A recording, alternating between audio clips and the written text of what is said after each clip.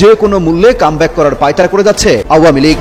এবার 15ই আগস্ট ঘিরে নতুন কি পরিকল্পনা করছে আওয়ামী লীগ? এক মাঘে শীত যায় না, এটাও তাদের মনে রাখা উচিত। যে অপমান করছে সব মনে আছে, পড়ায় গন্ডা হিসাব নেওয়া হবে। ব্রিটেন থেকে ফোন গেল শেখ হাসিনার কাছে। জাতিসংঘ চাপে পড়ে কড়া পদক্ষেপ গ্রহণ করতে বাধ্য হলো অন্তর্বর্তী সরকার প্রধান মোহাম্মদ ইউনূসের বিরুদ্ধে। ডক্টর ইউনূসের বিরুদ্ধে যে অভিযোগগুলো উঠেছে, যে এসে উনি নিজের যে ট্যাক্সের মামলাগুলো গুরুত্বপূর্ণ এসব মীর ভাই আদেশে মাফ করে নিলেন, এটা কি এক ধরনের দুর্নীতি নয়? এনসিপির তথাকথিত টুকাইরা, কিশোর গ্যাংয়ের সন্ত্রাসীরা অলরেডি ভাদ্র মাসের কুকুরের মতো পাগল হয়ে গেছে এবং এই কুকুর পাগল হয়ে যে কোনো সময় বিএনপিকে কামড়ে দিতে পারে। কিশোর বিরোধী কিশোর কি যারা ফ্যাসিবাদ বিরোধী বলছে, এরা হচ্ছে দেশও বিরোধী, এরা দেশ বিক্রি করে দেবে। ডক্টর ইউনূস সকল খুঁটি এখন কট খেয়ে গিয়েছে জনগণের কাছে। এখন ডক্টর ইউনূসের আর কোনো ওয়ে নেই পালিয়ে যাওয়া ছাড়া, কারণ ডক্টর ইউনূসের সময় ফুরিয়ে গিয়েছে। প্রিয় দর্শক, এতক্ষণ যে ভিডিওর অংশ বিশেষ দেখলেন তাতে করে আপনারা বুঝতে পেরে গেছেন আজকের ভিডিওটা কতটা গুরুত্বপূর্ণ। তো চলুন আর দেরি না করে একটি লাইক দিয়ে ধারাবাহিকভাবে সম্পূর্ণ ভিডিওর বিস্তারিত আলোচনা দেখে আসি। দেশকে অস্থিতিশীল করে তুলতে একের পর এক ষড়যন্ত্র করে যাচ্ছে আওয়ামী লীগ।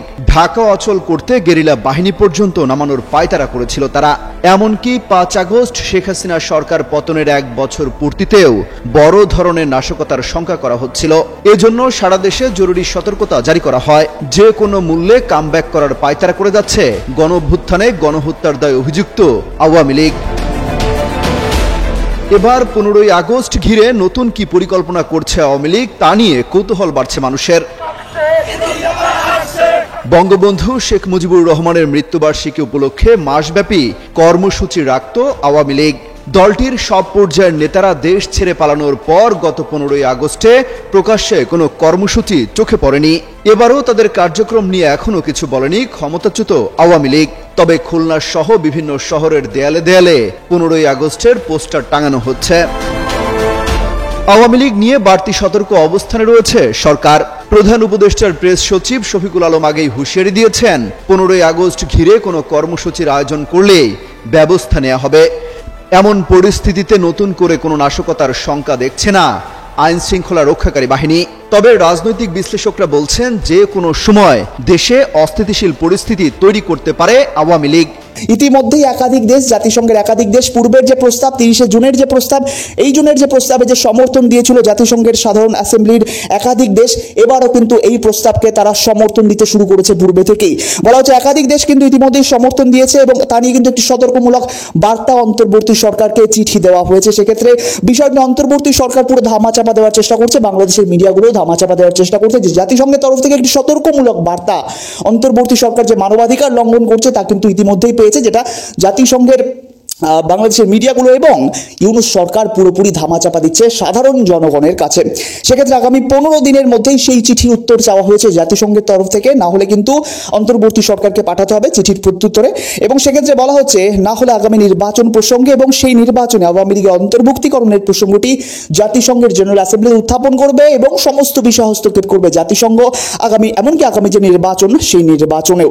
সেক্ষেত্রে সুতরাং বিষয়টি নিশ্চিত যে জেনারেল অ্যাসেম্বলি জাতিসংঘ বর্তমানে অন্তর্বর্তী সরকারের বিরুদ্ধে যাচ্ছে এবং যে জেনারেল অ্যাসেম্বলি সেপ্টেম্বর মাসে অনুষ্ঠিত হবে সেখানে কিন্তু একটা বড় সড়ো ইউনূস বিরোধী প্রস্তাব পাশের কথা চলছে।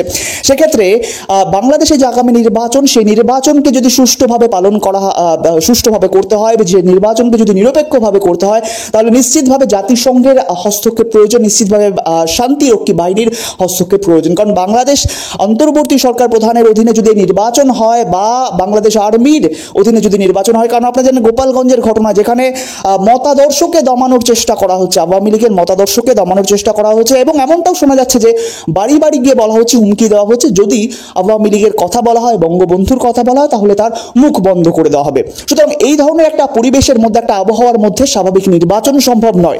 তার জন্যই বলা হয় যে জাতিসংঘের হস্তক্ষেপ প্রয়োজন, শান্তিরক্ষা বাহিনীর প্রয়োজন বাংলাদেশে আগামী নির্বাচন প্রসঙ্গে, সুষ্ঠু নির্বাচন প্রসঙ্গে। নিজের ফখরুল ইসলাম আলমগীর পরের দিনই কোন রকম তথ্য বিচার না করে, কারোর সঙ্গে কথা না বলে এবং সাত্তার সাহেবের সঙ্গে কিছু জিজ্ঞাসা না করে উনি চট করে বলে দিলেন এটা বিএনপির বক্তব্য নয়। এই পর্যন্ত ঠিক ছিল, হ্যাঁ বিএনপির বক্তব্য নয়, সাত্তার সাহেবের বক্তব্য।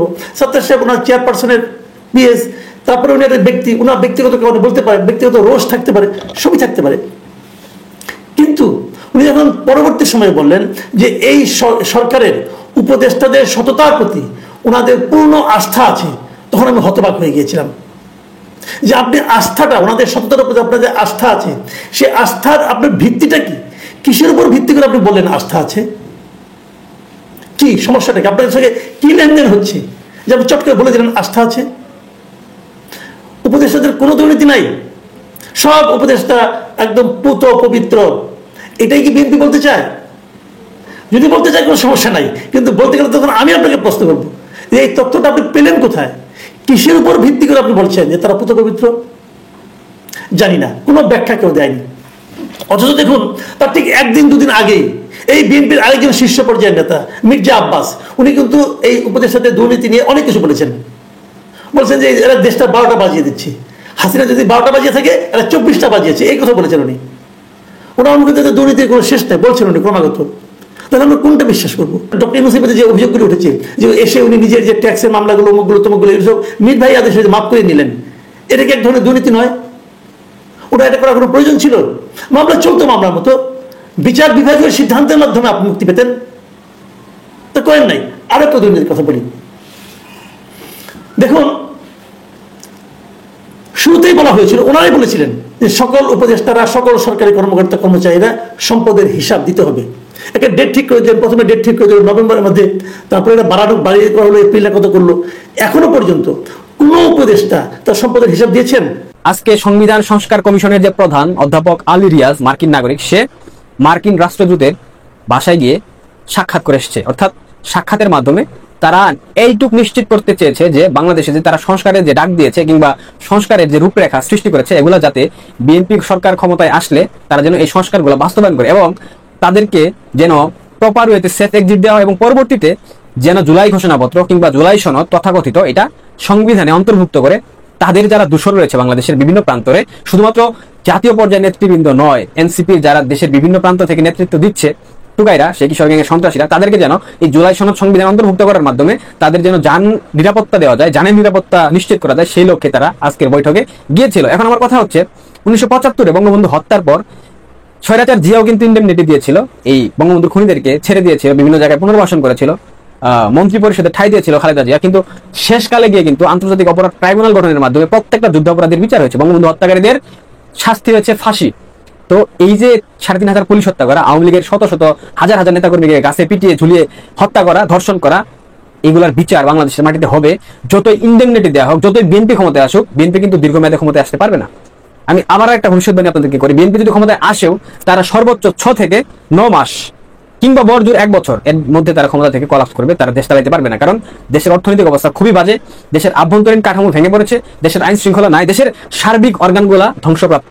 এই একটা ভঙ্গুর পরিস্থিতি দেশে বিএনপির মতো কূটনৈতিকভাবে অথর্ব একটা দল, যারা আজ্ঞাবহ দাস, যারা পশ্চিমা দালালদের দালালি করে, যারা পশ্চিমা শক্তির কি বলবো পাচাটা কুকুরের মতো, তারা আসলে বাংলাদেশকে প্রপার ওয়েতে পরিচালিত করবে এটা আমি কখনো বিশ্বাস করি না, এবং এটা আপনারাও নিশ্চয়ই কেউ বিশ্বাস করেন না। তো দেখা যাক, এই এনসিপির তথাকথিত টুকাইরা, কিশোর গ্যাংয়ের সন্ত্রাসীরা অলরেডি ভাদ্র মাসের কুকুরের মতো পাগল হয়ে গেছে এবং এই কুকুর পাগল হয়ে যে কোনো সময় বিএনপিকে কামড়ে দিতে পারে। সেই কামড়ানোর প্রথম দিকের অংশবিশেষ হিসেবে নাসিরউদ্দিন পাটোয়ারি স্পষ্ট জানিয়ে দিয়েছে ফেব্রুয়ারিতে নির্বাচন হবে না।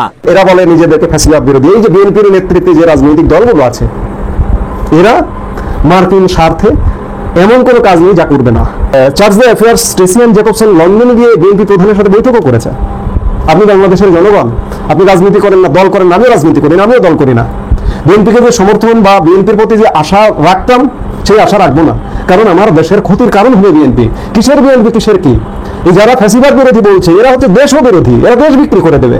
আজকে বাংলাদেশের মানুষকে যারা একটু বোঝেন, যারা জানেন, যারা কথা বলতে জানেন, কথা বলুন, বাংলাদেশের মানুষকে বোঝান, এদের বিরুদ্ধে নামতে হবে, মাঠে নামতে হবে প্রয়োজনে। আওয়ামী লীগ গতকাল 21 দফা ঘোষণা করেছে, আওয়ামী লীগ হয়তো ধীরে ধীরে নামছে, কিন্তু এটি শুধু আওয়ামী লীগের দায় নয়, এটি বাংলাদেশের প্রত্যেকটি মানুষের দায়। আমার দেশ, আমার স্বাধীন দেশ, এত এত রক্ত, 30 লক্ষ শহীদ, 3 লক্ষ মা বোনের ইজ্জতের বিনিময়ে বাংলাদেশ, আমি একটা ভিন্ন দেশকে কলোনি হতে দেবো, এটি তো হতে পারে না। আমার জীবন যদি চলে যায় তাও হতে দেব না। আজকে বুঝতে আর বাকি নেই, আজকে মাঠে নামার সময় হয়ে গেছে। বাংলাদেশের সকল মানুষকে বুঝতে হবে, যারা বোঝেন, যাদের আল্লাহ ন্যূনতম জ্ঞান দিয়েছে, তারা একটু বোঝান, সবাইকে বোঝান, কথা বলুন। নানাভাবে কথা বলার এখন সুযোগ আছে, সোশ্যাল মিডিয়া, ব্যক্তিগত পর্যায়ে বিভিন্নভাবে কথা বলার সুযোগ আছে। মার্কিন কলোনির হাত থেকে বাংলাদেশকে বাঁচাতে হবে। আমি আলাপটা শুরু করেছিলাম কি কথা, তার সাথে মানে মার্কিন চার্জ দ্য অ্যাফেয়ার্স ট্রেসিয়ান জ্যাকবসনের সঙ্গে এটি কথা, যে তারা যেভাবে চায় বাংলাদেশটা সেভাবে পরিচালিত হবে। এমনকি এই যে জুলাই সনদ, রাষ্ট্রের কি সংস্কার হবে, এই সংস্কারেরও পরামর্শ, সংস্কারটা কিভাবে হবে পরামর্শ নেওয়ার জন্য ঐকমত্য কমিশন বৈঠকে গেছে, কিংবা গতকালকে এনসিপি গেছে প্রেসক্রিপশন নেওয়ার জন্য গেছে, আর উপদেষ্টা পরিষদের সদস্যরা তো প্রতিদিন হোয়াটসঅ্যাপে মেসেজ নিচ্ছি। আমার কলোনি হওয়া থেকে বাংলাদেশকে রক্ষা করতে হবে, এর চেয়ে বড় আর কোনো কথা হতে পারে না। সম্পূর্ণ ভিডিওটি দেখার জন্য আপনাকে অসংখ্য ধন্যবাদ। আপনি যদি এই চ্যানেলটিতে নতুন হয়ে থাকেন তাহলে সাবস্ক্রাইব করে পাশে থাকা বেল আইকনটি বাজিয়ে দিবেন। ততক্ষণ সুস্থ থাকবেন, ভালো থাকবেন, আল্লাহ হাফেজ।